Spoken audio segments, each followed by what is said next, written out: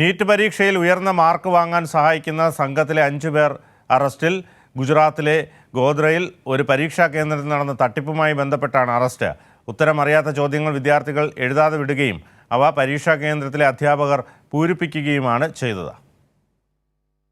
NEET പരീക്ഷയുമായി ബന്ധപ്പെട്ട ക്രമക്കേടുകളിൽ ശക്തമായ പ്രതിഷേധമാണ് രാജ്യവ്യാപകമായി ഉയർന്നത്. അതിനിടെയാണ് പരീക്ഷയിൽ ഉയർന്ന മാർക്ക് വാങ്ങാൻ സഹായിക്കുന്ന തട്ടിപ്പ് സംഘത്തിലെ 5 പേർ പിടിയിലായത്. കഴിഞ്ഞ മാസം കളക്ടർക്ക് ലഭിച്ച അജ്ഞാത പരാതിയെ തുടർന്ന് നടത്തിയ അന്വേഷണത്തിലാണ് തട്ടിപ്പ് സംഘം കുടുങ്ങിയത്. വഡോദരയിൽ റോയ് ഓവർസീസ് എന്ന സ്ഥാപനം നടത്തിയിരുന്ന പരശുറാം റോയിയാണ് തട്ടിപ്പിന്റെ ആസൂത്രകൻ.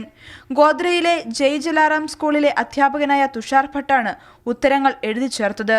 കഴിഞ്ഞ നീറ്റ് പരീക്ഷയുടെ കേന്ദ്രമായിരുന്ന സ്കൂളിലെ ഡെപ്യൂട്ടി സൂപ്രണ്ടായിരുന്നു ഭട്ട്. ആരിഫ് വോറ എന്നയാളാണ് ഇടനിലക്കാരനായി പ്രവർത്തിച്ചത്.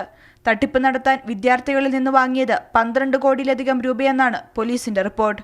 പണം നൽകിയ 26 വിദ്യാർത്ഥികളുടെ വിവരങ്ങൾ വോറ വഴിയാണ് റോയ് ഭട്ടിന് കൈമാറിയത്.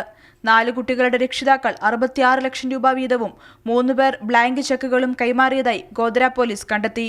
ചോദ്യക്കടലാസ് ഉത്തരമെഴുതാതെ ഇടാനും 7 ലക്ഷം രൂപ മുൻകൂർ തന്നാൽ താൻ പൂരിപ്പിച്ചു കൊടുക്കാമെന്നും തുഷാർ ഭട്ട് ഒരു വിദ്യാർത്ഥിയോട് പറഞ്ഞെന്നായിരുന്നു പരാതി.